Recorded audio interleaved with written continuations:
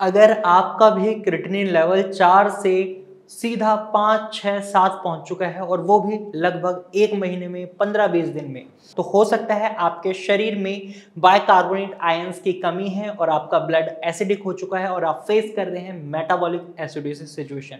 और आज इस वीडियो में आपको इस सिचुएशन का सॉल्यूशन देने वाला हूं, यानी बेकिंग सोडा।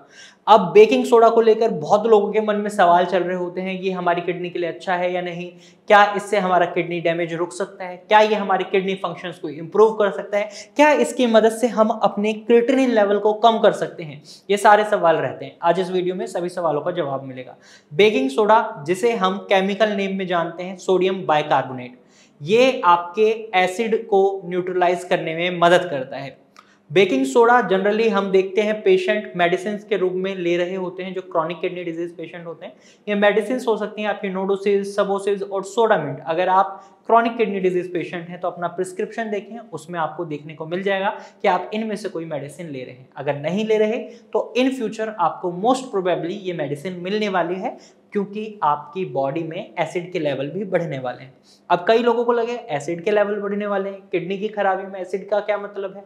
तो यहाँ मैं आपको ये बताना चाहूंगा, आपकी किडनी सिर्फ आपके शरीर से क्रिएटिनिन और यूरिया को बाहर नहीं निकालती, गंदगी को बाहर नहीं निकालती, उसके साथ साथ आपके ब्लड में एसिड के लेवल को मेंटेन करने पर भी काम करती है। और जब आपके शरीर में एसिड के लेवल बढ़ जाते हैं तो यहाँ पर आपको सोडियम बाइकार्बोनेट की जरूरत पड़ती है, क्योंकि यहाँ पर आपके जो बाइकार्बोनेट आयंस हैं वो कम हो जाते हैं। अब ये बाइकार्बोनेट आयंस क्या है, तो यहाँ पर मैं आपको ये बता देता हूँ। जनरली जो भी क्रॉनिक किडनी डिजीज पेशेंट होते हैं उनको KFT टेस्ट कराने के लिए बोला जाता है, उसके साथ साथ उन्हें सीरम बाइकार्बोनेट का टेस्ट कराने के लिए बोला जाता है। सीरम बाइकार्बोनेट का मतलब है सीरम यानी आपका ब्लड, बाइकार्बोनेट यानी बाइकार्बोनेट आयंस। ये 22 से 29 MEQ पर लीटर होते हैं, तो ये नॉर्मल है। अगर इनकी मात्रा कम होती है तो इसका मतलब आपका ब्लड एसिडिक है। ये जो बाइकार्बोनेट है आपके ब्लड को शरीर के अंदर ही न्यूट्रलाइज कर देते हैं, जिससे कि आपकी किडनी को नुकसान नहीं पहुंचता, शरीर को नुकसान नहीं पहुंचता। लेकिन जब इनकी मात्रा कम हो जाती है तो ब्लड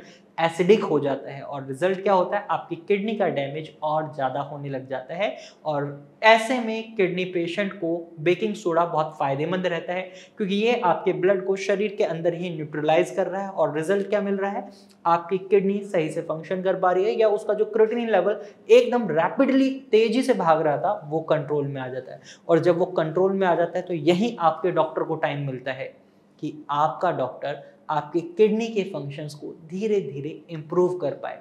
क्योंकि अगर आपकी किडनी के फंक्शंस इंप्रूव नहीं होंगे, रैपिड डिस्ट्रक्शन हो रहा होगा, तो आपका क्रिएटिनिन लेवल बहुत तेजी से बढ़ेगा। रिजल्ट क्या होगा, आप किडनी फेलियर या किडनी डायलिसिस की सिचुएशन में पहुंच जाएंगे। अब दो ही ऑप्शन बचते हैं किडनी फेलियर के, या तो आप डायलिसिस कराएं या फिर आप ट्रांसप्लांट कराएं।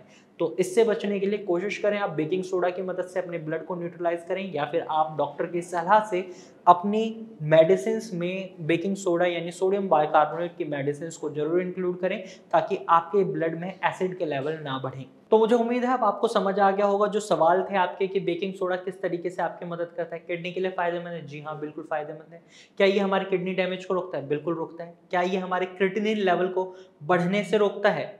तो जी नहीं, ये बढ़ने से नहीं रोकता, लेकिन उसको बढ़ने भी नहीं देता। ये उसको जो डैमेज हो रहा है आपकी किडनी का उसको रोक रहा है। क्या ये हमारी किडनी के फंक्शंस को इंप्रूव करता है? नहीं, किडनी के फंक्शंस को इंप्रूव नहीं करता, लेकिन किडनी के फंक्शंस को इंप्रूव करने के लिए टाइम जरूर दे देता है। तो इस तरीके से आप बेकिंग सोडा की मदद से अपनी किडनी को ठीक कर सकते हैं, या उसको ठीक करने की ओर एक कदम बढ़ा सकते हैं। क्वांटिटी का खास ख्याल रखना होता है। बेकिंग सोडा की quantity patient to patient vary करती है, आपकी रिपोर्ट्स पर वेरी करती है।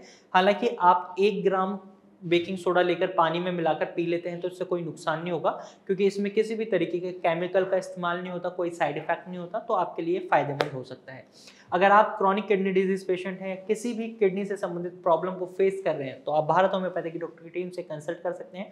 आप स्क्रीन पर दिए गए नंबर पर कॉल कर सकते हैं और भारत होम्योपैथी की डॉक्टर की टीम से एडवाइस ले सकते हैं। आज की वीडियो में सिर्फ इतना ही। अगर आपको ये जानकारी पसंद आई है तो इस वीडियो को लाइक करें, शेयर करें, और ऐसे ही इन्फॉर्मेटिव वीडियोज़ के लिए हमारे चैनल को सब्सक्राइब करना बिल्कुल न भूलें। Thank you for watching.